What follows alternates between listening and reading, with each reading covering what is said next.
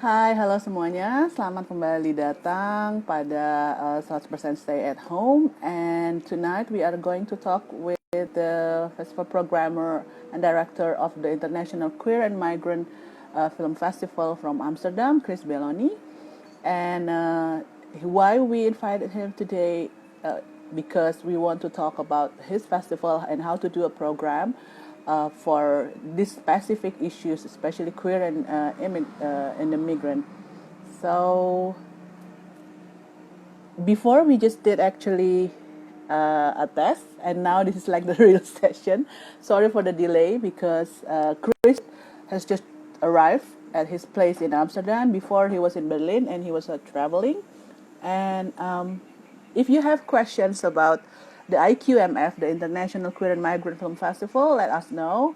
I have received some of the questions, so I will just going to wait for him to join.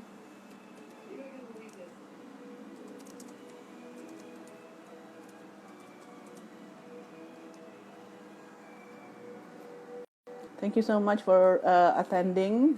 Today is actually a bit special because we usually start at 7 p.m., but not today. We are starting at actually 8 past, 10 past 8 actually. He's joining. Let me check.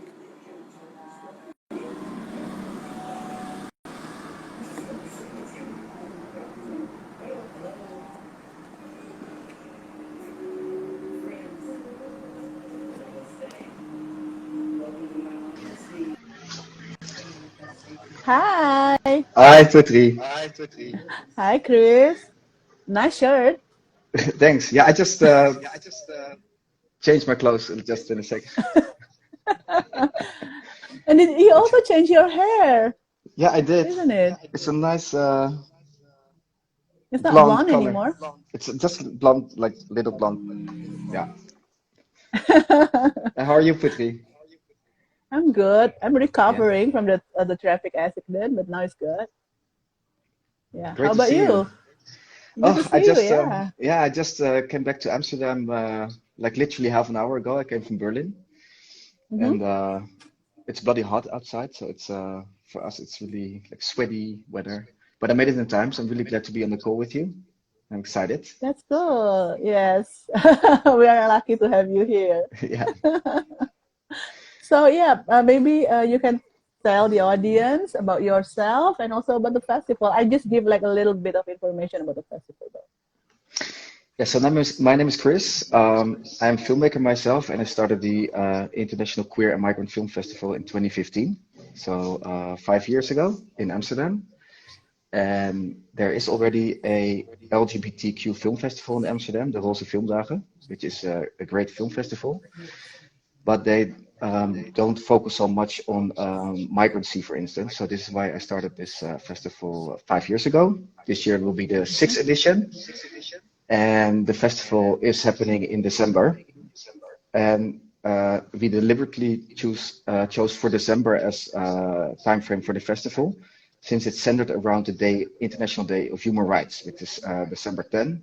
So we think it's very important to, on the day of the International Day of Human Rights, to address LGBT issues and queer issues during that day.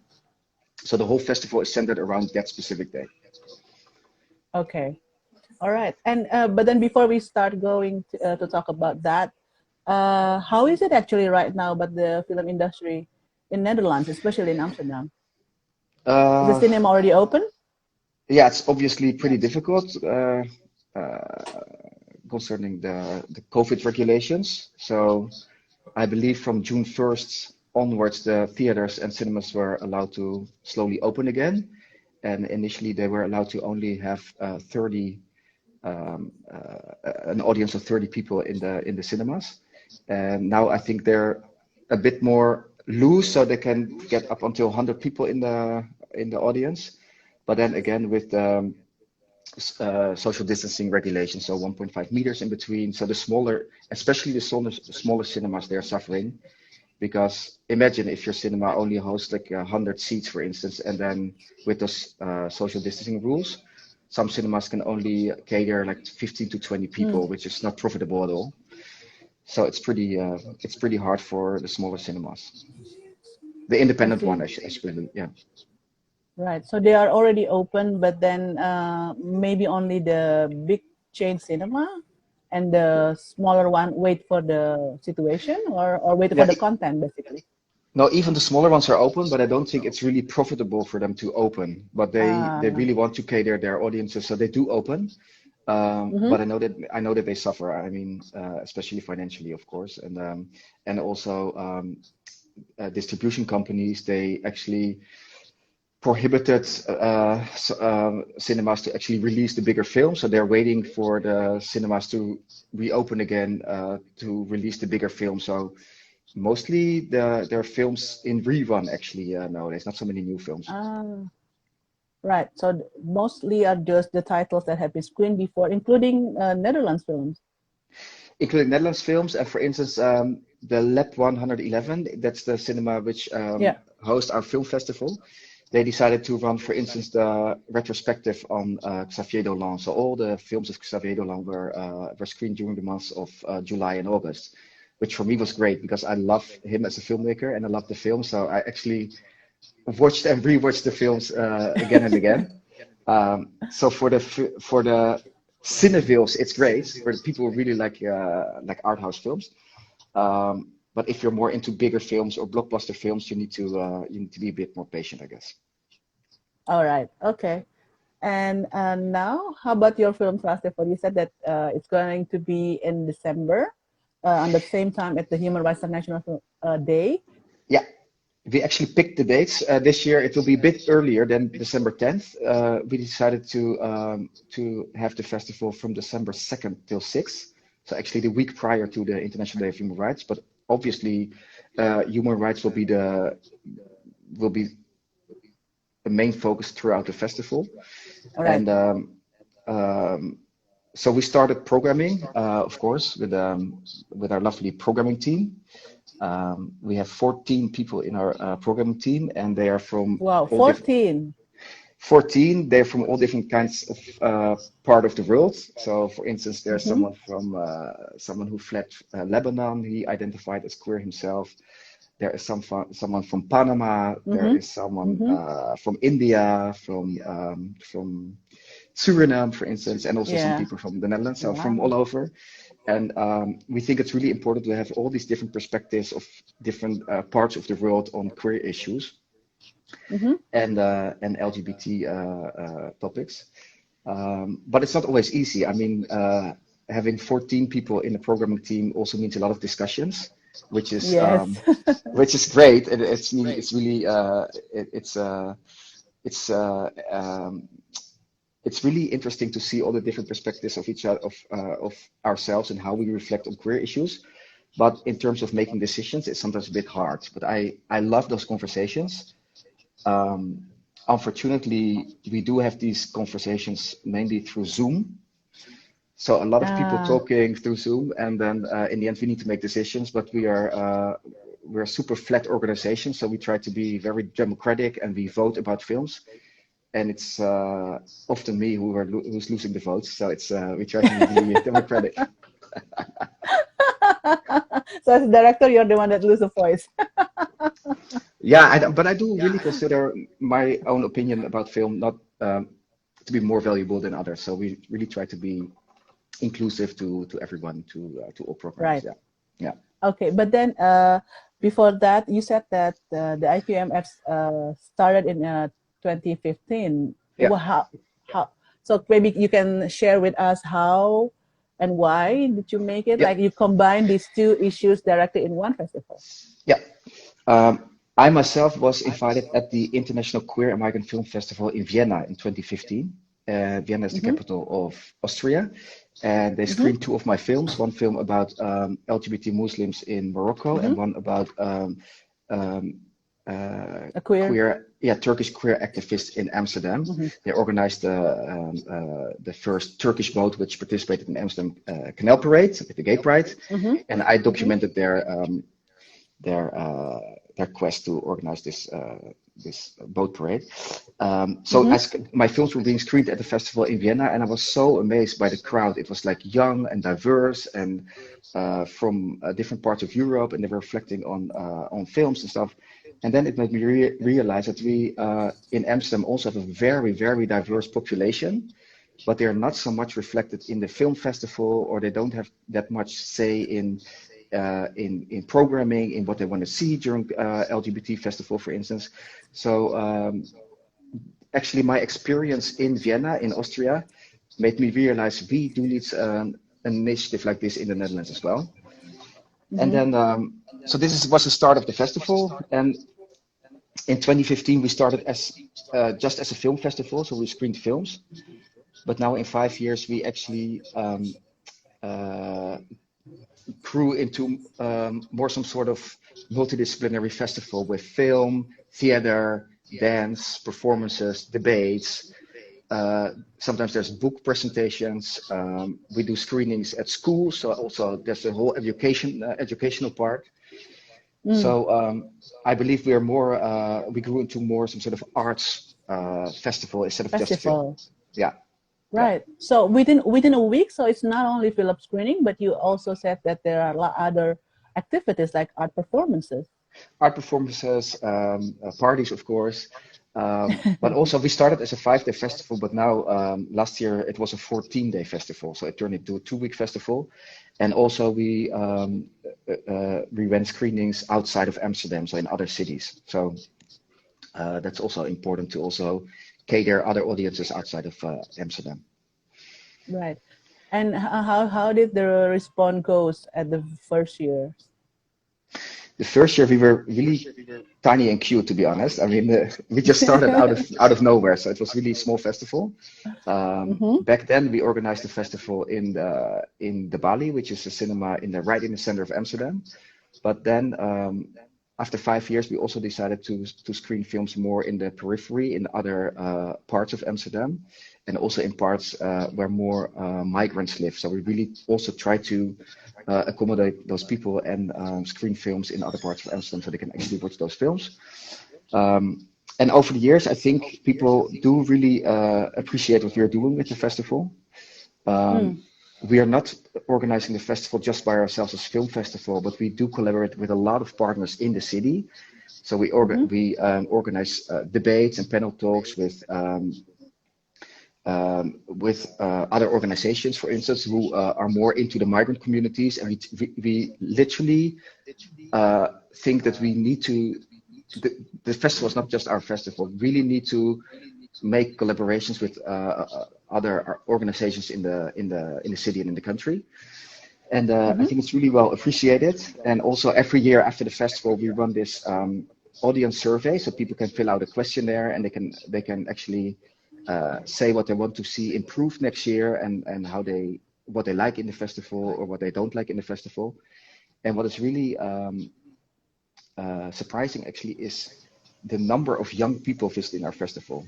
I believe last year 70% of the audience identified themselves as between 18 and 13 years of age, so they're really young. Wow. And also it's very international. So some people are Dutch, but most people who actually come to the festival, they are from bicultural origin. So they have like for instance a Dutch parent and another parent, or they're from Mm. abroad, and so it's really international as well. Right. I was just, yeah, that's so interesting when you said that you actually holding a film festival in the migrant communities. How was their response at that time? Like, do they uh, felt the engagement or the relation with the film shows, or does it have Yeah, any input to the discussion? yeah, I think from the first year onwards until now, so after 5 years of experiences, we really are more able to attract also migrant communities. In the Mm-hmm. beginning, the audience was more white and more Dutch and just interested in queer film, but now we Yeah. really are able to also attract different kind of audiences, and as I said, Uh-huh. mainly young people. Yes. And I think it's because we really also in an early stage, like a few months prior to the festival, we really talk to organizations and ask them what topics do you want to talk about? What do you think it's important? Mm. And for instance, there's this organization which is called Foundation Maroof, and they advocate for the rights of queer Muslims in the Netherlands. And they said Mm-hmm. it's really last year, for instance, they did a talk about homo nationalism. So they wanted to talk about the fact that Dutch people sometimes think it's important to talk about LGBT or queer topics, Mm-hmm. but the right-wing politicians they sometimes claim this topic of to show that migrant communities don't belong in the Netherlands because they don't accept homosexuality, for instance.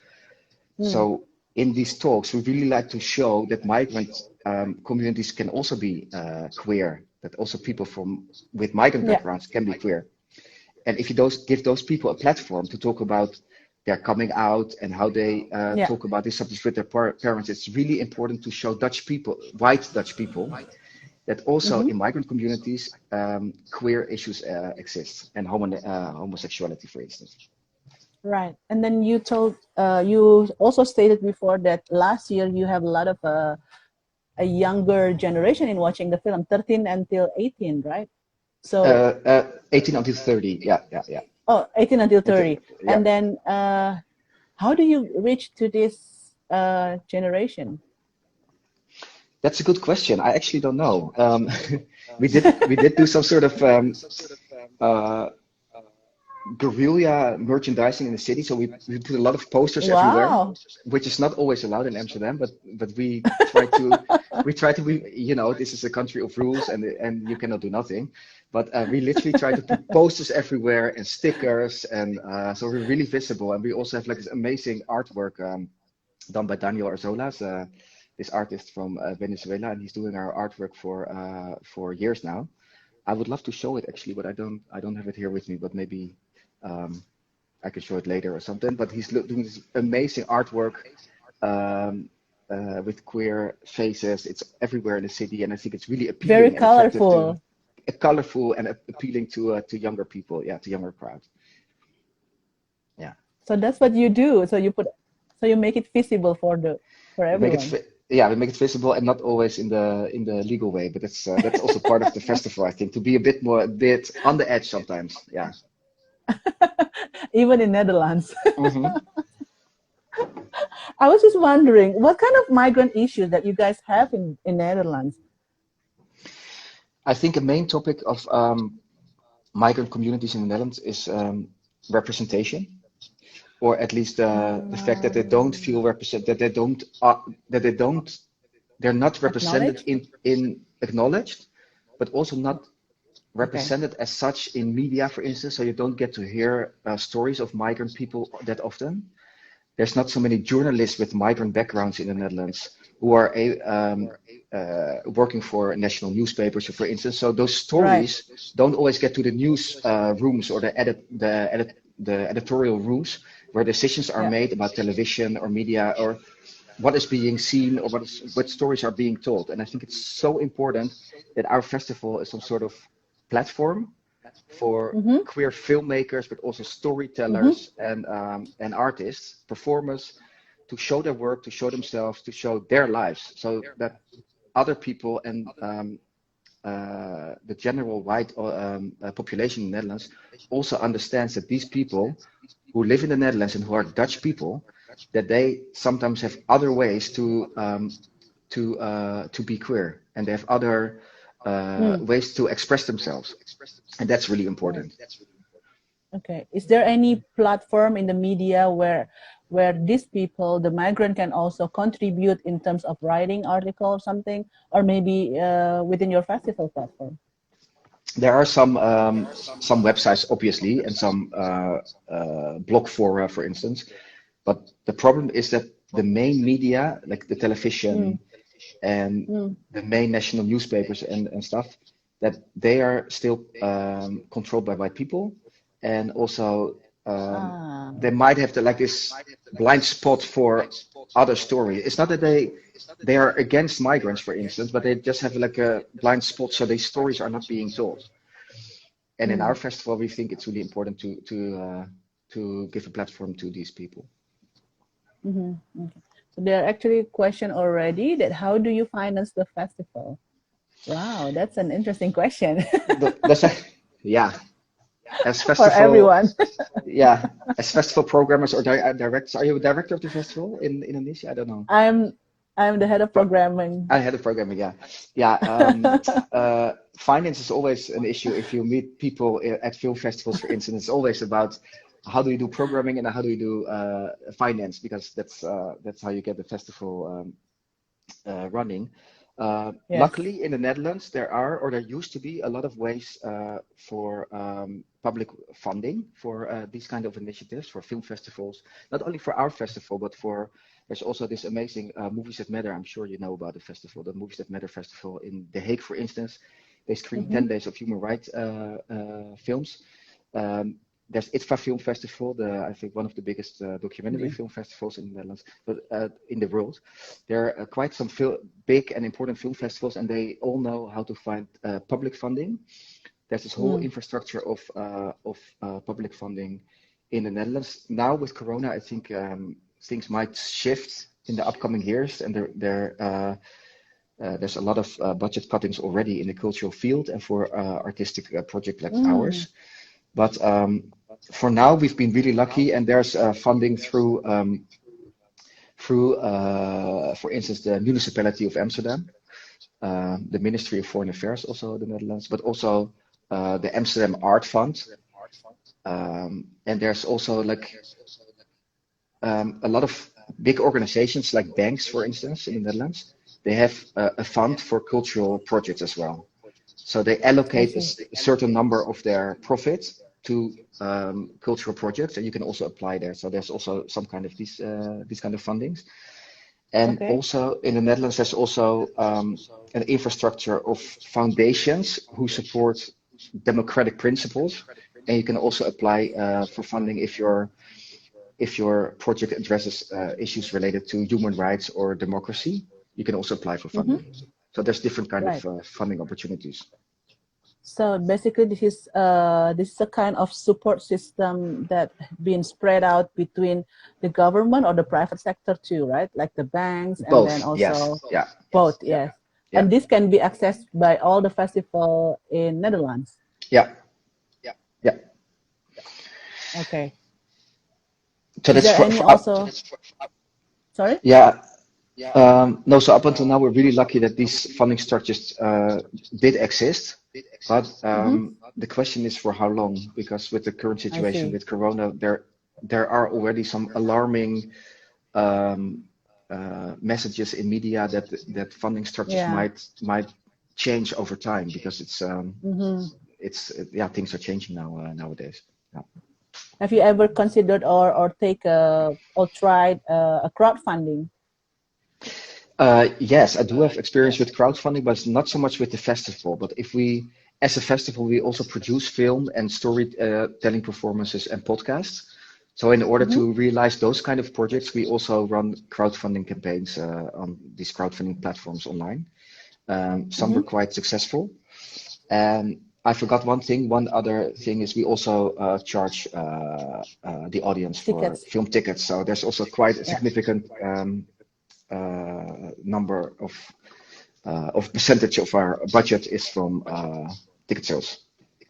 Ah, okay. So yeah. So then, before we answer another question, we go back to the programming since you are talking about tickets. Like, how much is the price that you put on the ticket, or is it like any festival badge or some kind of package? Um, a ticket for a film screening is €9, which Mm-hmm. is normally which is like a normal rate at Right. art house cinemas. Yeah, a normal price at Yeah. art house cinemas. And the audience can also get a festival passepartout, like a festival badge, for Yeah. unlimited screenings, which is, I believe, €45 last year. So that's the So amount they for can five enter tickets. all kind. They can enter all kind of screenings and also performances and all the other related events of the festival. Yeah. Ah, okay. Right. And how many films you usually watch per Watch. year? Yeah, per year. I mean, per edition to be screened before you select which film that's being to be screened. And how do you do the Um, programming? I believe we had 300 to 400 submissions last year. So Um, you open you open a submissions. yeah, there's this page which is called Film Freeway, and filmmakers can submit their films through this platform. And then as film Mm-hmm. festival, you get notified that you can actually watch the films online. And then we Mm-hmm. normally make long lists and then short lists, and then in the end there will be final programming. That's one part of the Mm-hmm. programming, and the second part is the bigger films they premiere at film festivals, like Berlinale or in Cannes or in Venice. And we Mm-hmm. also watch films of like those bigger films who are released at this festival. So that's also a way for us to get to know queer films. Mm-hmm. So I think the division of these bigger films and the more uh, the films who are submitted through this film freeway platform is about Mm-hmm. 1/3 and 2/3. So 1/3 the bigger premieres of which premiere at Right. Berlinale, for instance, and 2/3 of like the Okay. smaller independently made films by filmmakers from all over the world. Right. And you said that you will watch around, I mean, you and your 14 other programmer will watch around 300 or 400 films. Is that true? 300 to 400 normally, but this year the number of submissions is quite low. Um, and obviously, since the pandemic hit in February, more or less, I think a lot of Mm-hmm. filmmakers are not able to finish the film this year.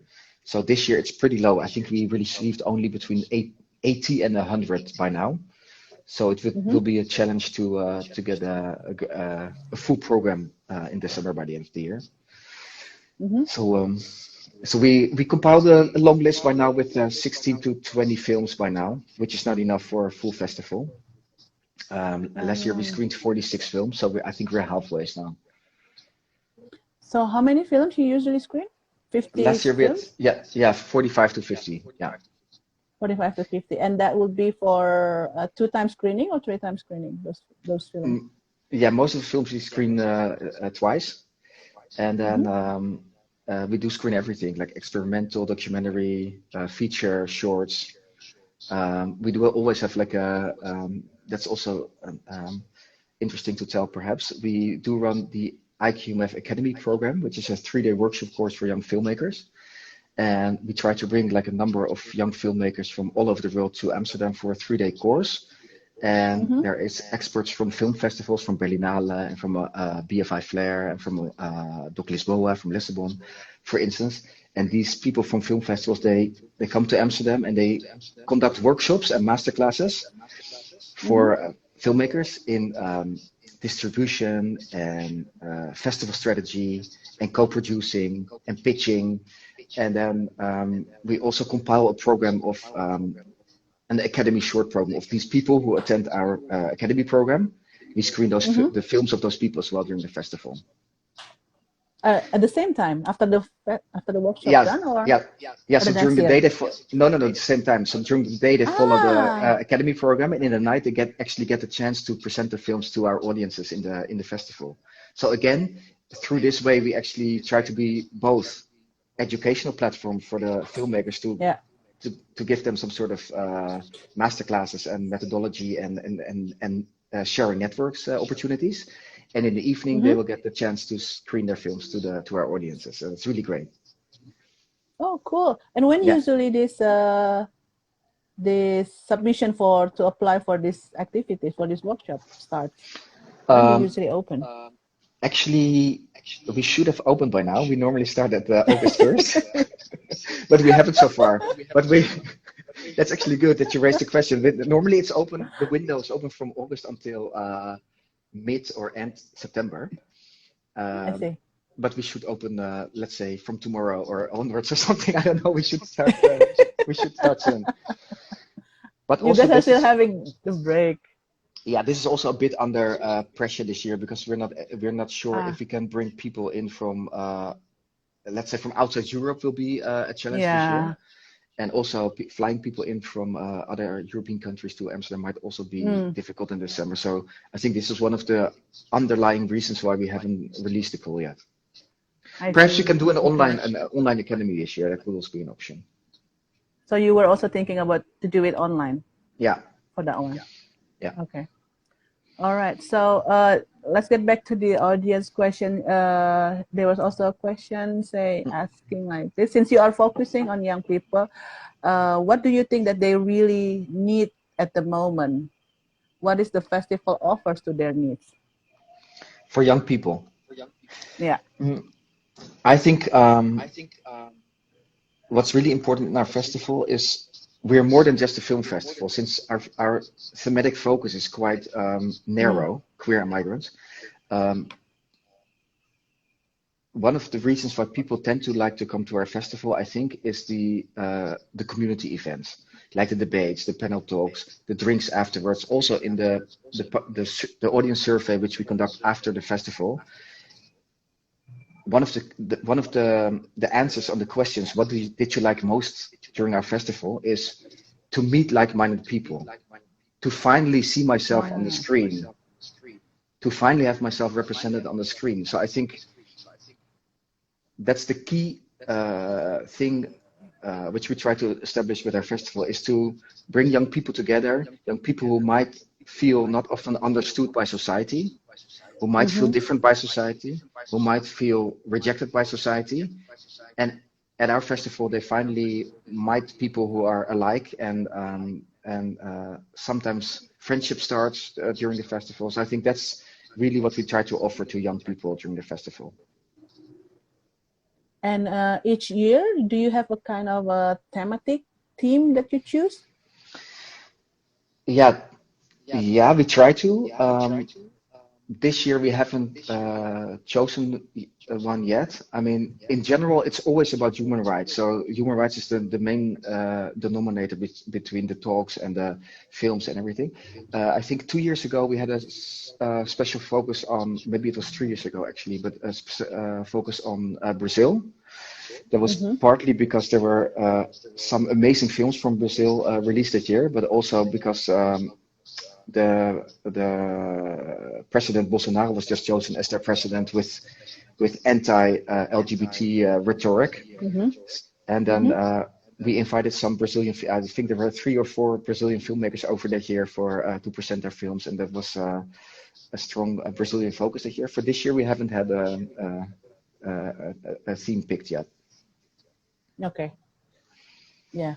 And as you mentioned earlier as well, that you are probably going to consider the a kind of an online event or probably a hybrid, like there's an offline but then also an online kind of thing. So, do you think there will be any particular adjustment that the festival will take to the new normal? Yeah, my colleagues. I'm everything but technical, so I don't know. It was really also a struggle to get me on this live stream Instagram. I'm really, yeah, I'm really not handy with technicality. So my colleague is actually trying to find out how we can screen films online through a platform which is also safe for Mm, filmmakers, that films will not be taken from internet. Um, mm, so I'm pretty sure we need to find a way to both have offline and online activities in December. I hope we can have offline physical screenings as well in December, mm-hmm. but perhaps we need to go online completely.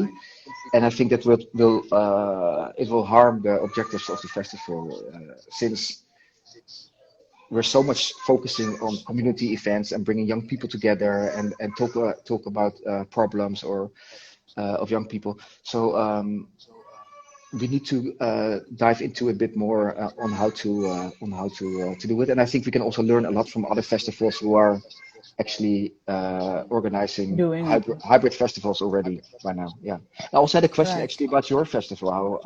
How's your take on that, and how's your perspective on online and Well, we are offline going activities? right. We are going to actually having it on a hybrid platform basically. But as you know, Indonesia is quite high on the copyright infringement for the risk of that. So we practically want to do the offline only for the film screening, but the non-film event, we have also like what you have, like art performances, exhibitions, and literature discussion that we would like to have it via online.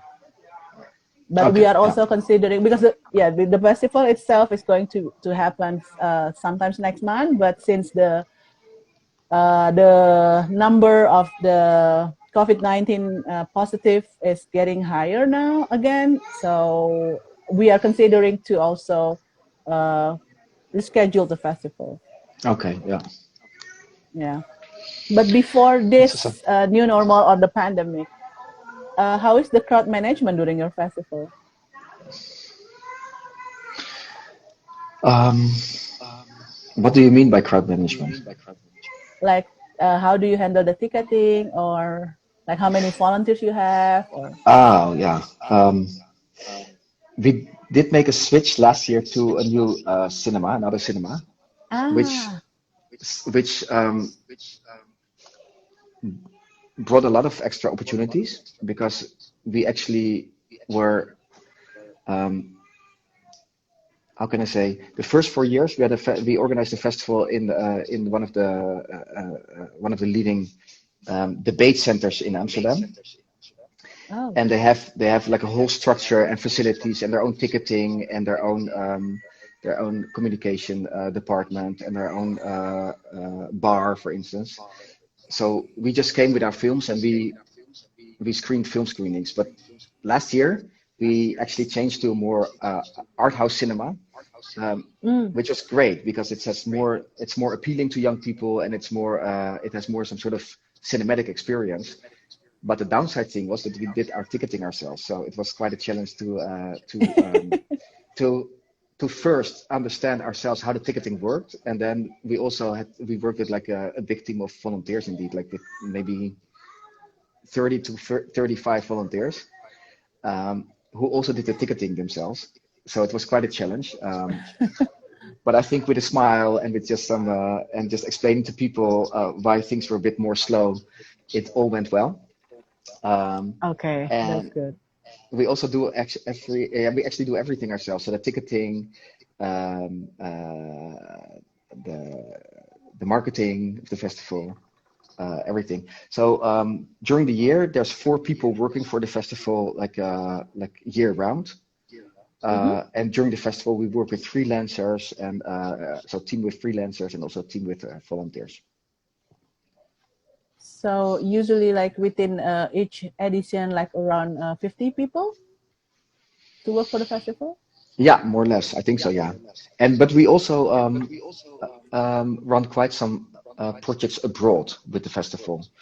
So through the Ah, Ministry of Foreign Affairs of the Netherlands, we also are able to work with other festivals for instance, in the Western Balkan region, so in Macedonia and Serbia and Albania, but also Suriname, which used to be a colony of the Netherlands. We also collaborate with partners there, and we also try to set up a festival there. So also the number of people working in our organization is also fluid, and it really depends on how much activities we have abroad as well. But mm, during the festival in Amsterdam, I think there's between 35 and 40 people part of the team. all right. Okay, so there's also possibility actually to bring the IQMF program to Indonesia as part of the Netherlands colony. Totally, totally, yeah. And I would love to also. And this is what we actually did with other festivals. So um, the Dutch embassies, so the local embassy in Indonesia, perhaps they might be receptive to the idea to bring an IQMF program to Indonesia. And I would love to. Yeah, definitely. Cool. Oh yeah, there's another question from the audience is, have IQMFF had some problem with the people who live around the venue or from audience regarding the festival content? That's a good question. Not so much. Actually, I don't think we had a problem with the content of screening films or with the activities. Sometimes maybe people were a bit surprised to see so many queer people who dress up extravagantly outside of the It's, film screening, but not so much. I mean, in ah, Amsterdam, people are also used to see colorful people and people who dress differently. yeah, But that's interesting. Like why they are still surprised to see in Amsterdam. but not surprise. I mean, not surprised in a negative way. It's more like the people are like, ah, okay, that they were like, okay, this looks colorful or Ah, something. It's like this, but yeah, I yeah, don't yeah. think that's maybe an incident or it doesn't happen that often. I think Okay. in general we're very lucky that we can screen these kind of films and that people also understand that it's important that these films are being screened. So that's not so much happening. But I do have to say that um, being queer or LGBT in the Netherlands is sometimes not always easy. There are some incidents lately, again, with people who are being beaten in the streets, or two guys holding hands, and they are being called names, and or people are shouting names to them. Um, so sometimes people think that Netherlands is like a paradise for queer people, which to a certain extent, and comparing to Indonesia, for sure it is. But it's not the paradise as people think it is. If you're queer or you look different or you look over different, you dress in another way than people are used to see, then sometimes it can be difficult also here. Yeah. So that's wow. Okay, so there's also violence against the queer people in Netherlands. Yeah, but not so much related to our festival because I think the question from the audience was related to the festival screenings and the content of the festival. Yes. That's not the case. We can screen whatever we want. We also screened porn screenings last year with explicit Yeah. topics, and that was also possible. So yeah. But also, there's another question from the audience that we received through our question box on Instagram that is queer or migrant issues are still a big thing or sensitive topic in Europe? If so, why is that? Um, yes, Europe is quite big and very diverse. So I just came from Berlin today, which is sort of perceived heaven for queer people. Amsterdam also, but there's also parts in Europe where it's very difficult to be queer. For instance, in Poland now, which is a bit more in the eastern part of Europe, there were elections last week, presidential elections, and the president actually ran his whole campaign with anti-LGBT rhetoric. Anti. Yeah, so one of the reasons why he got elected is because there's such a strong sentiment in that country against LGBT people. In other parts of Europe, it's also the case that violence against LGBT people is rising. Um, but on the other hand, there's also a lot of pushback from LGBT communities. I think in some countries, LGBT and queer communities are very well organized, and if incidents are happening, they make it visible, they make it known, they talk about it on Facebook, so people are aware of it. But it's not easy everywhere. Hmm. For sure, no, Yeah. So it's not as easy as anyone would think in everywhere in the world, right? no, definitely no. Yeah. So yes, and then the second question is there any chance for us to also watch the screening from Indonesia this year, virtual maybe? As you mentioned that you probably consider to have it hybrid. Yes, that is something which we need to find out with the streaming platform which we are going to work with. Again, I Mm-hmm. don't know how it works with if there's geo block or if some countries are not allowed to watch films. Personally, I would love that the whole wide world will be enabled to watch our films. Um, but again, I don't know. But for sure, through Putri and the festival, we can let you know in December if it's possible to watch films and how, and if it's possible, how you're going to be able to watch it. That's cool. But I think Okay. I think if we can set up some sort of collaboration or something, then for sure we can bring Yeah. IKEMA films to Indonesia for sure. Yeah. But what about what do you think personally actually for the whole situation? Is it still possible? Because for me, for the festival to have the festival online, it doesn't feel like really a festival atmosphere. You kind of lost all this communal experience together. Yeah. But yeah, but for you, how do you see it actually personally? Like, do you think we are going to be able to do the festival offline or back? in the regular festival life by end of this year? Um, to be honest, I was quite pessimistic about having a festival in December and also having a festival offline. For me, it it doesn't really feel like a festival, but I was actually pressured by my programming team to be positive Mm, and to just have a festival because it's so important for our audiences, for young people to know that something is happening which is important to them. So I think we should have our festival in a hybrid form indeed, and let's see if it works out. Like last year before Corona and before the pandemic, I think no one would think of having a festival offline, but now there's actually festivals doing it in hybrid form or in offline mm-hmm. form, and sometimes it's quite successful. So I think it's maybe unimaginable now, but I think perhaps we can find ways to come to a successful and festival. But personally, I really have to get to adjust to the feeling of having a hybrid festival. For me, it's just the whole idea of festival is just to bring people together, right? And to have parties and Yes. fun and talk about important issues and meet people who think differently and who think alike and then have constructive dialogue and conversations. For me, that's a festival. But let's see if it's gonna work out in a hybrid form. Mm-hmm.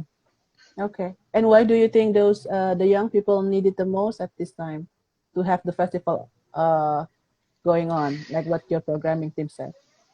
Because I think that for young people, making connections and talking to people, it's so important. And imagine if you're 18 or 19 and universities already announced now that for the whole year of 2021, your university year, for instance, will be online, which means that you don't get to know other students and you don't get to know other young people. And uh, if these kind of festivals like ours, these community kind of driven festivals, if they're not able to also facilitate a place for young people to come together and talk about these topics, I think it's really, really destructive for the development for young people, for your psychological development, for your to learn about your own sexuality, for instance, to learn about Mm. career issues, for instance.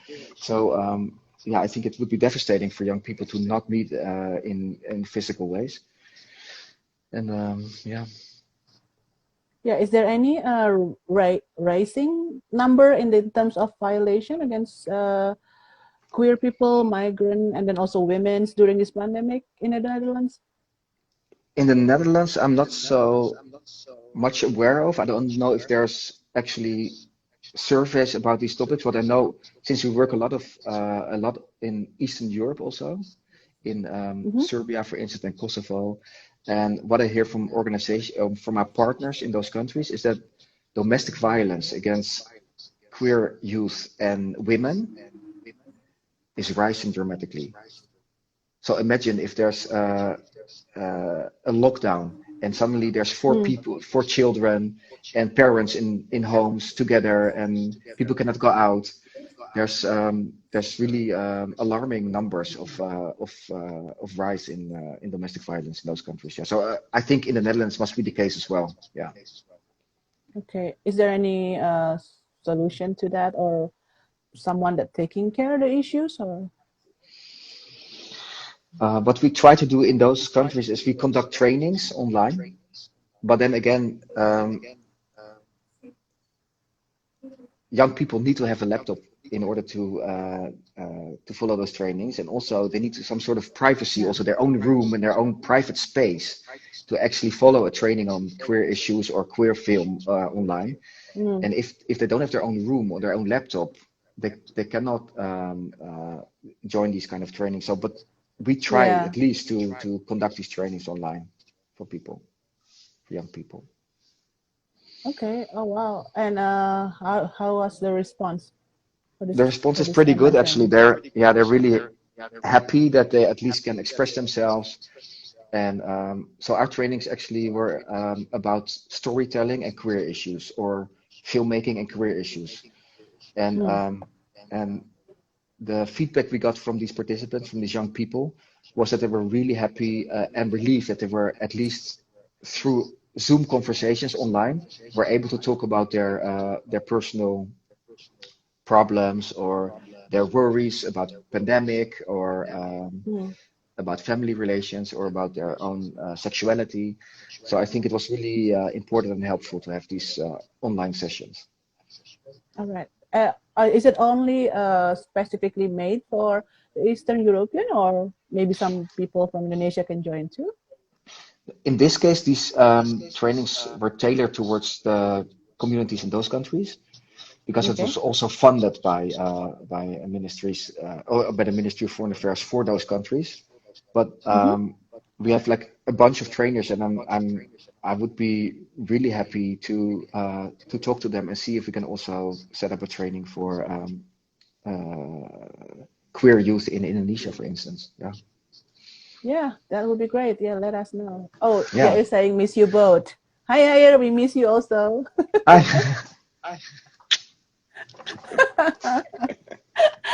Oh, by the way, congratulations for your jury duty at the Berlinale, Teddy.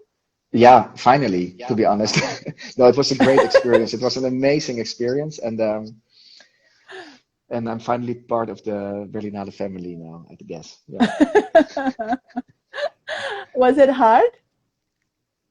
Um, no, I can't say it was hard. I mean, it was a truly amazing experience. I think we watched over 40 films in like a short Oh, time frame wow.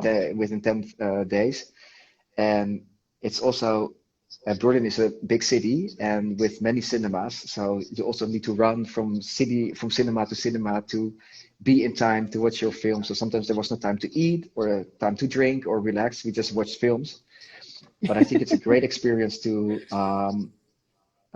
be in a jury with 6 or 7 people. I can't remember, but from different parts of the world, and you discuss queer film, and you get so many perspectives, and it was truly enriching, and I learned a lot as well. Yeah, amazing. Okay. Yeah. Yeah, and but we haven't talked about how do you actually do your selection on the jury for the IQMFF? Um, there's not so much of a system, but normally I'd like to bring jury members, um, programmers from other film festivals from different parts of the world together. So last year we had Mm-hmm. a jury with the director of the film festival from Kosovo, from Eastern Europe. There was the director of the queer and feminist film festival in Azerbaijan, which is a former Russian republic. And there Mm-hmm. was a Chinese trans filmmaker from the Netherlands. And for the upcoming edition, I'm trying to compile also a team of a jury team from different film festivals all over the world. And I was actually also thinking of you, Putri. So hopefully you'll be able to fly to come over to Amsterdam in December. I really hope so. Yeah, Yeah, I hope so too. Let's cross finger on that. I don't know yeah. Let's whether cross the EU fingers. is already open Yeah, for the Indonesian people at that time. So yeah, I think we have already covered everything. But I haven't actually heard what are you doing right now actually with your films? with my own films. Yeah, with your own personal project. Um, well, since I started Are you, organizing film festival in Amsterdam and also in other countries, I actually shifted my energy more towards organizing film festivals than making films myself. But I'm currently in a film project with a filmmaker from Jordan yeah. who lives in the Netherlands nowadays, and we got funding for a short film about a male gay belly dancer in Jordan. So if we're allowed to travel to Jordan, we will go there for a shooting period, and it will be a 50-minute short film about masculinity and femininity in the Arab context, actually, through the eyes of this male belly Belly dancer. dancer. Yeah, Okay, wow, that sounds interesting. But when do you supposed to go, basically? we were supposed to go in July, so last month, and then we couldn't because the country was in In the lockdown, Jordan. situation. Yeah. So Yeah. hopefully we can go in autumn, so in perhaps in September or October. But at least we got the funding, so we just go whenever we are allowed to go. Yeah. Yeah, I hope But so. That sounds really interesting. yeah, I'm really looking forward. And it will be as my role will be producer, so I'm just facilitating the filmmaker to make the film. And that's actually interesting because the guy is named Salim, and he came to the Netherlands a few years ago. He's from Jordan, and then he started a new life in the Netherlands. And he started in our organization as a intern, and Ah, then he became a trainer. So he's doing trainings in filmmaking and podcasts in those Balkan countries, which I talked about oh before. wow. But now Yeah. now the roles actually changed. So he's the filmmaker and I'm the producer, and he started as my intern. So that's really great. And that's also what we try to be as IQMF Film Festival. We really try to uplift young filmmakers and try to be a platform for young queer and migrant filmmakers who want to make film and want to share their stories.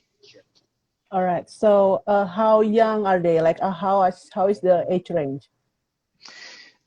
In this case, the guy I think is 27, but we started the whole thing with applying for funding like 2 years ago or so.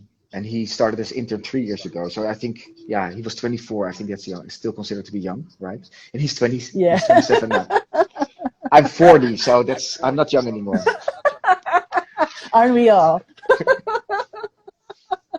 True. No, I was just like wondering, you said that your festival is actually giving a platform to uplift this young filmmaker. So if let's say we have a lot of young filmmakers, including a queer filmmakers here, like Yes. yes, like how is the age range? Like probably 18 to 30? I don't know. I mean, of course not 40 like us.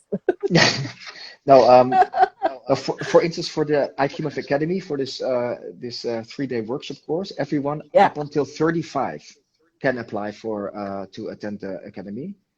So right. So every 18 to 35.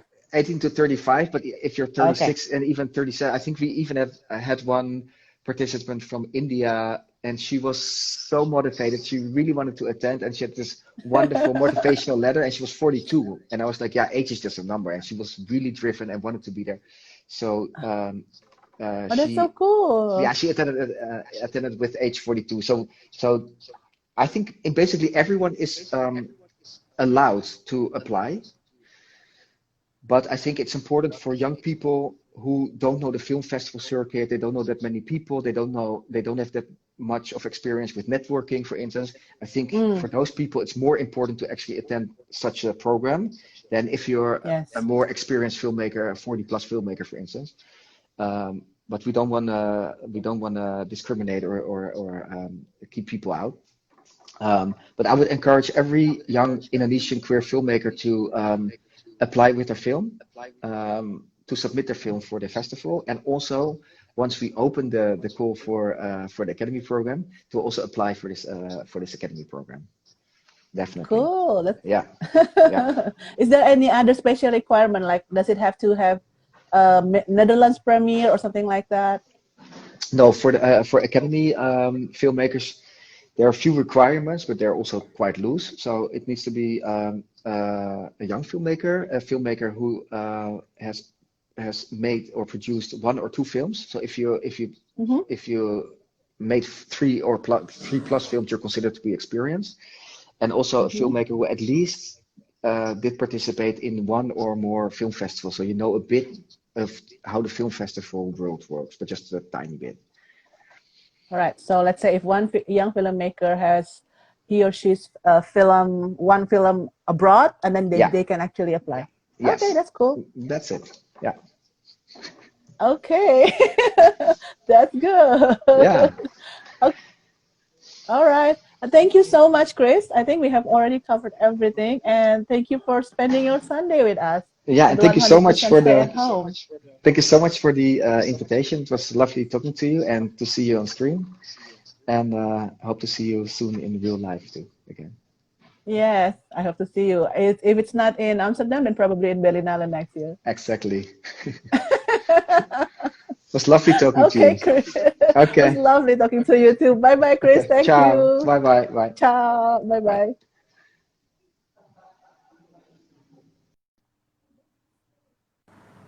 So yes, that was a good talk with Chris Belloni, the festival director of International Queer and Migrant Film Festival in Amsterdam. So just check their website and submit your film. Probably you could join their workshop, or probably your film in the freeway can also be selected.